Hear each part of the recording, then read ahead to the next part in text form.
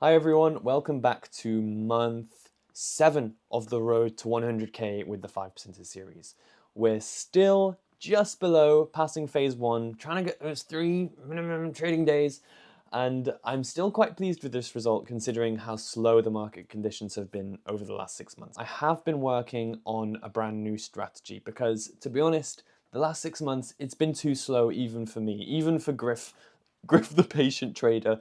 It's just been ridiculous how few trades we've had, and I'm not happy. I can do better than this, guys. We can do better than this. We're going to pass this challenge before month 12, no matter what it takes. So I'm implementing a whole new strategy after, what, like 4 or 5 years of trading one strategy.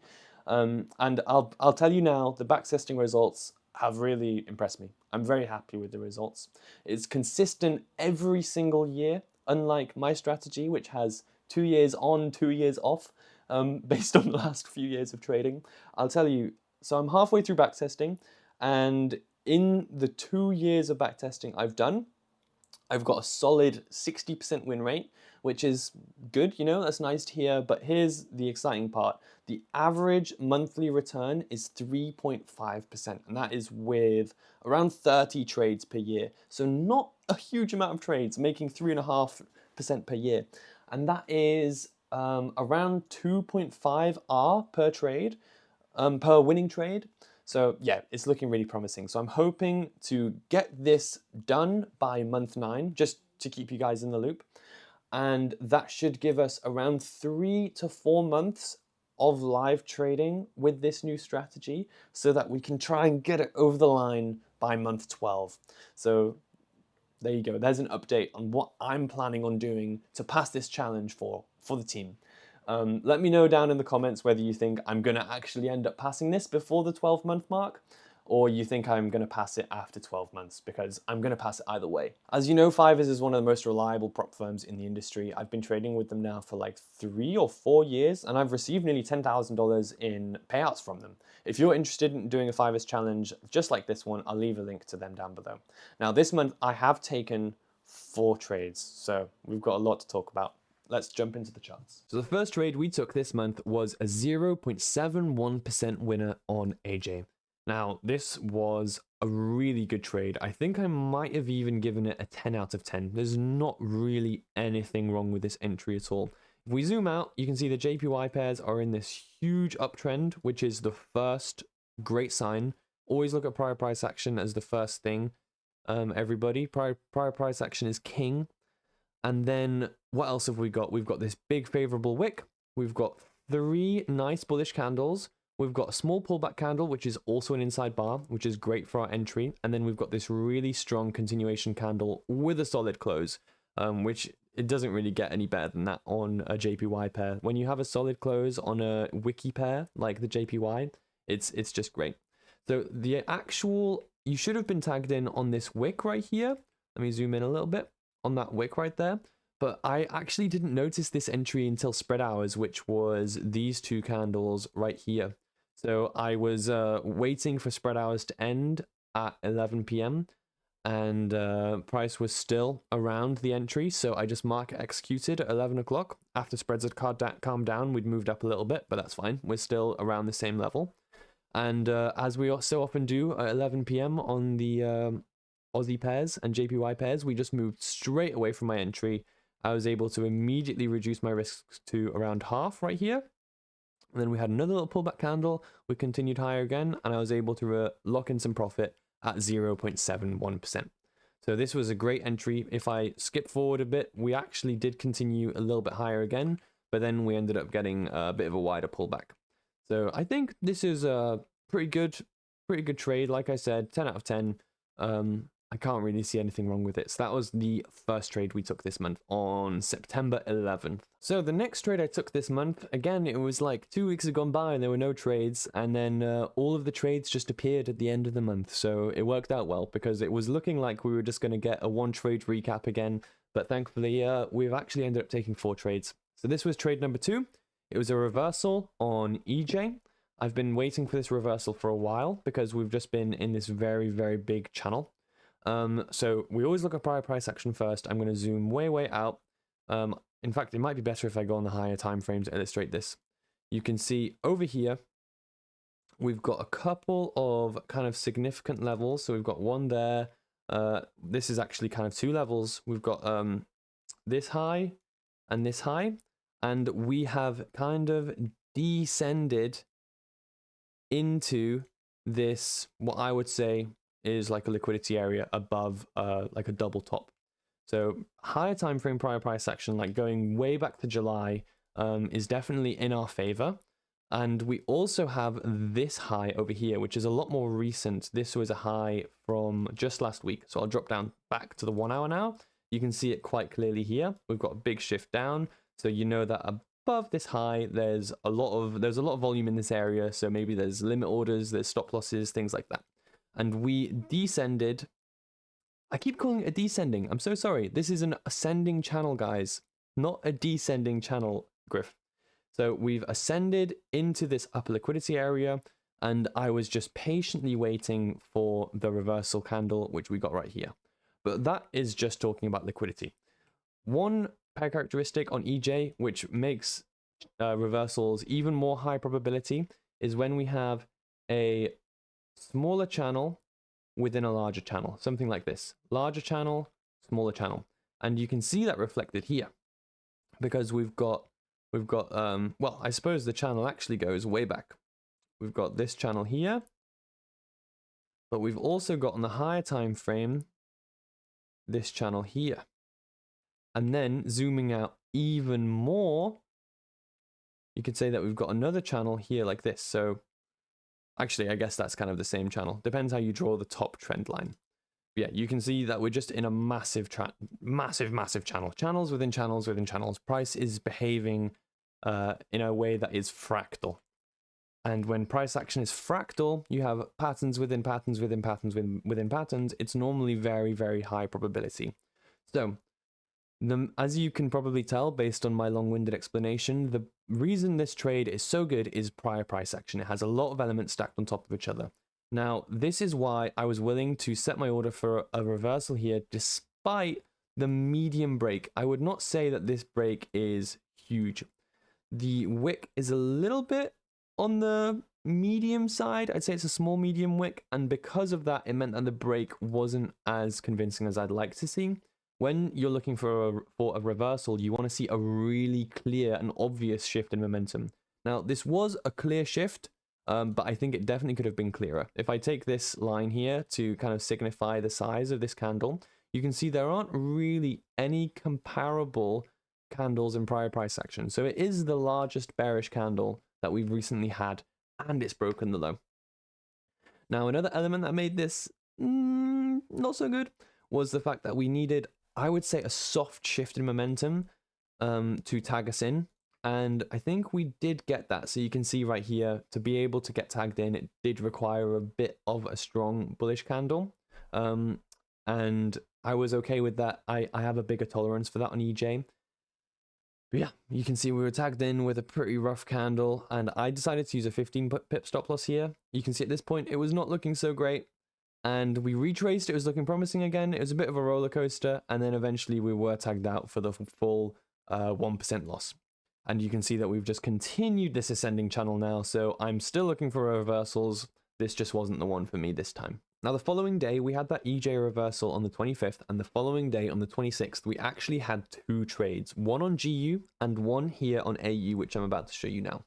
So, AU, we're in this big downtrend. It's looking really nice. We have this strong impulse, small pullback, and right here, I was considering setting my order for a continuation, and my reasoning for not doing that is because, again, it would have required a shift in momentum to the entry candle. And on AU, I do not have as much of a tolerance for that as I do on EJ. So I waited for the first retrace candle, hoping it would be a little candle coming closer to our entry, but unfortunately, we just got a big wick instead. But there's still potential with this price action. There was still potential. If we had a really nice flat range, we could get a combo. So that's what I was looking out for. So it's important now what the next few retrace candles do. Is it going to show us a shift in momentum? No. No. Okay. So that's good. These candles haven't showed us a shift in momentum. So now we want to see a flat range and then a pop-up to our entry. Maybe not a pop-up like that because that would show a shift.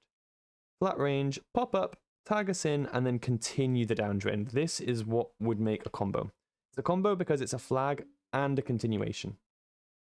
So we got this candle, which looked so good. I really like the look of this candle because it's showing that momentum is still to the downside in the market. We're ranging around, and I wasn't willing to set my order yet because it would show a soft shift to the entry. And now this is the candle which tagged us in. So I'm seeing that we broke above the high of this candle.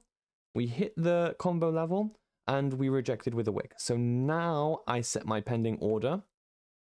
I used a 10 pip stop loss and it was 1 pip below the inside bar. So that is 2.9. Let me just get that perfect for you guys. So that is at 4.29, 10 pip stop loss. This is where I've got a pending order now. And next candle that it tagged me in, I think it just tagged me in. So at 4 a.m. I was tagged into this trade. And you can see that we started moving down pretty much straight away. You can see as we came into London session, we started getting some momentum. So this trade only moved against me. Is that 1 pip? Not even, 0.9 pips. So the MAE on this trade was really low, which is normally a good sign that it's a high probability trade. So we moved down, we came so close to breaking the low, but we didn't quite. And I'm glad we didn't because it meant that we got to lock in profit rather than reduce risk. So I had my stop loss 2 pips above this high, which is at 379, and this was looking really promising. I gave you guys spoilers, but this was looking really promising because if we broke the low, we'd be able to lock in, you know, a little bit more profit. 1%. We were running on this trade. We were running at 2% at one point, which was looking really good. But unfortunately, Friday afternoon we had some US news, which ended up tagging me out right here for, I believe, 0.5% profit, about 0.5% profit. So we're looking pretty good now. We're, what is that for the month? We're at like negative 0.1% because we've had a 1% loss, a 0.5% win, 0.7% win. So we're actually up 0.2% for the month so far. So that was the third trade, combo on AU. We'll go look at that GU trade now. So here's the GU trade I was talking about.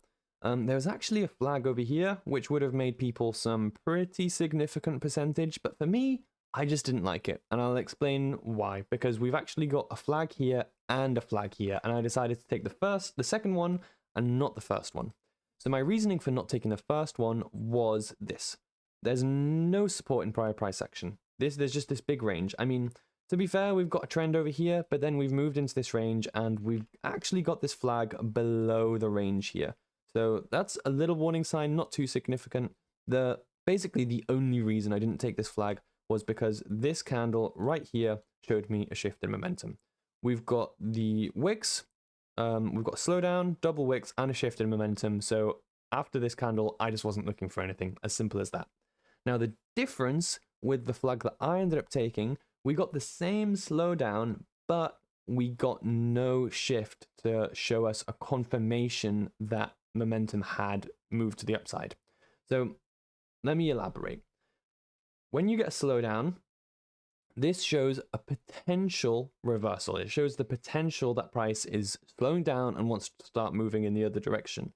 When we get a shift, this is basically a confirmation to me that, yeah, momentum to the downside is struggling and we're probably going to start moving up. So I am not willing to take any trades after a shift, but I am willing to take trades after a slowdown, provided the following candles show no shift in momentum.